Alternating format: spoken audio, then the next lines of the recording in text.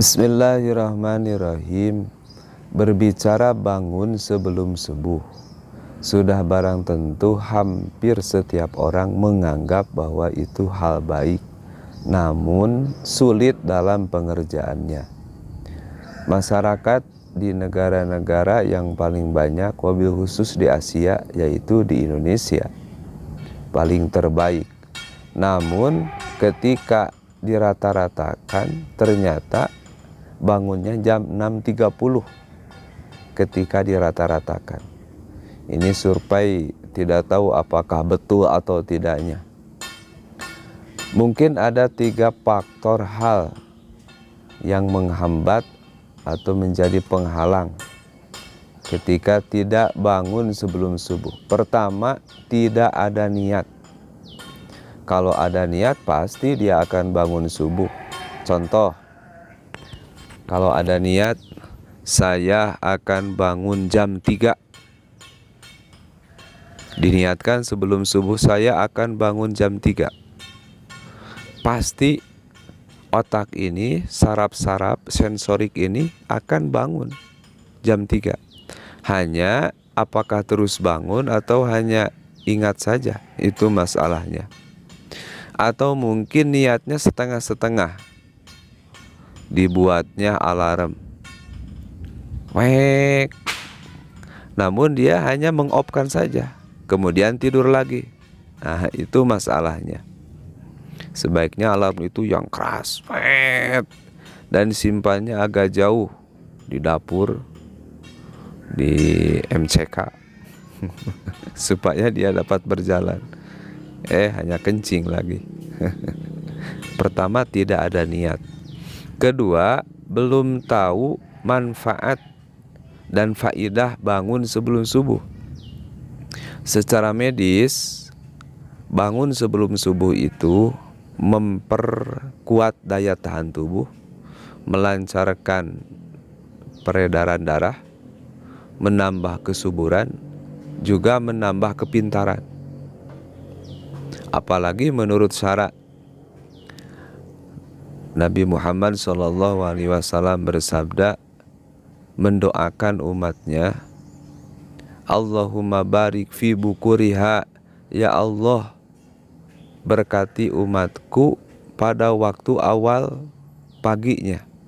Awal pagi, dini hari itu awal pagi, dini awal hari, ya hari, poe. Jadi sudah masuk hari, sudah masuk subuh. Banyak faidah yang dikerjakan.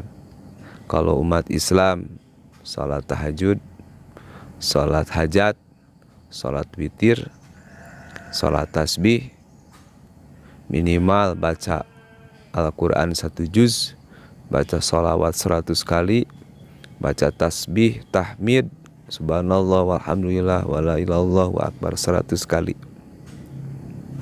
Menunggu di sejadah sebelum adzan nikmat luar biasa. Kalau bagi laki-laki kan sholat sunat itu sebaiknya di rumah.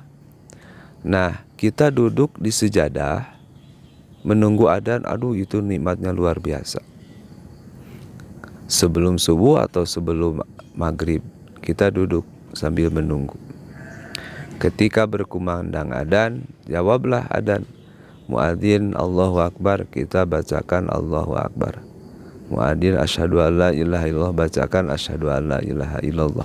Namun ketika hayya 'alas shalah, bacanya la haula wala quwata illa billah. Kemudian kata Nabi, baca Allahumma robba hadhihi da'wati tamah sampai akhir. Kata Nabi, wajabat syafaati, wajabat lahu syafaati, maka wajib syafaatku baginya. Wargi sadayana. Kemudian sholat sunat qobla subuh.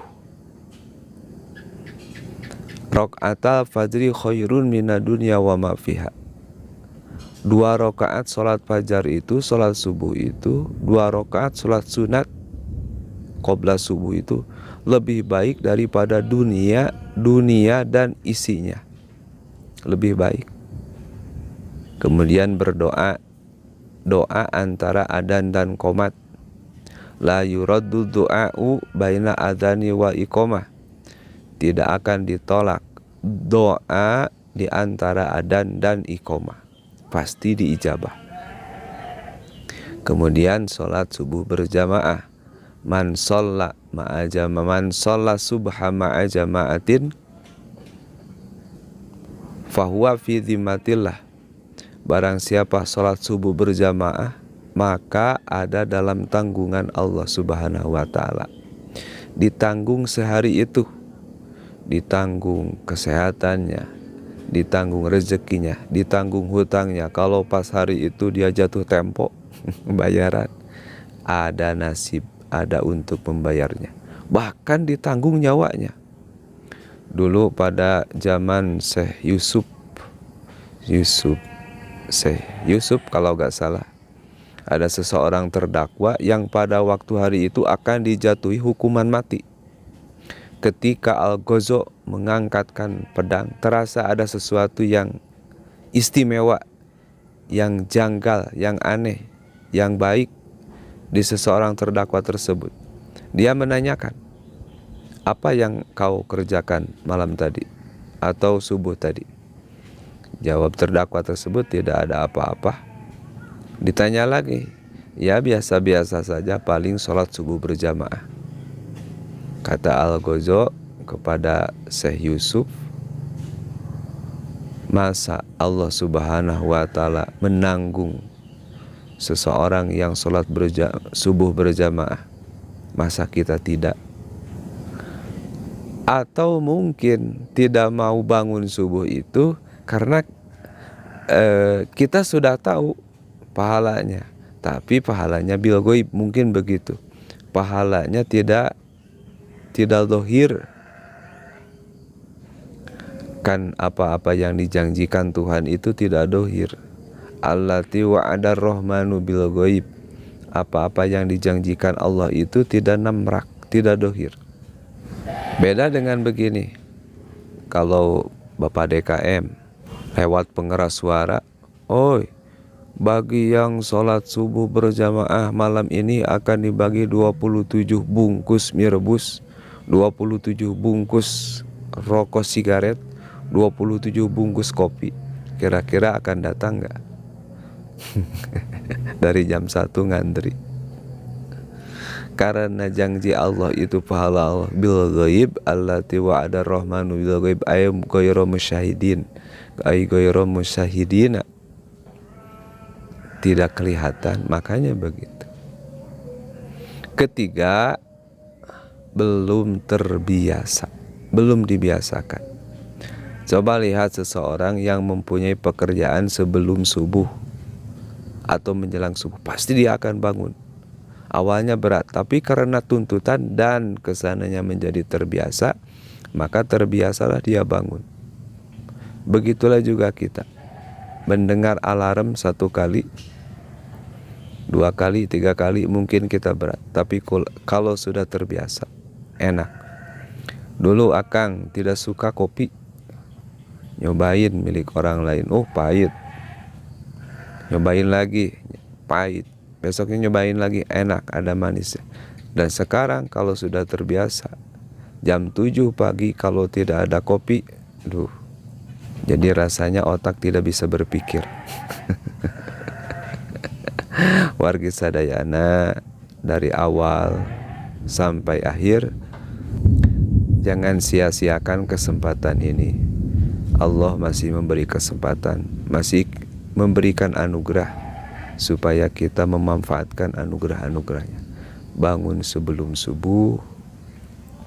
Bahkan bagi orang yang mengejar pahala, man shollal fajro ma'a jama'atin, barang siapa yang sholat berjamaah subuh, summa qa'ada yadhkurullaha hatta tatlu asamsu, kemudian duduk berzikir sampai terbit matahari, karena ka'ajri hajatin wa umratin, maka sebanding dengan sekali hajian umrohan. Tamatan. Kelewat hatta sholat summa sholat rokaat ini, kemudian sholat 2 rakaat yang namakan sholat isyraq, sekitar jam 6.15 menit. maka pahalanya itu sama dengan 1 kali haji, 1 kali umroh. Sholat subuh berjamaah, duduk, zikir sampai terbit matahari, biasanya jam 6.15 menit. Kemudian sholat isyraq, usolli sunnatal isyraqi rakaataini lillahi ta'ala. Maka pahalanya demikian. Kalau mau tidur, ya tidurlah setelah waktu subuh. Jangan setelah subuh tidur. Bangun malam menjelang subuh. Nah, kalau mau tidur lagi sekitar jam 7-an baru tidur.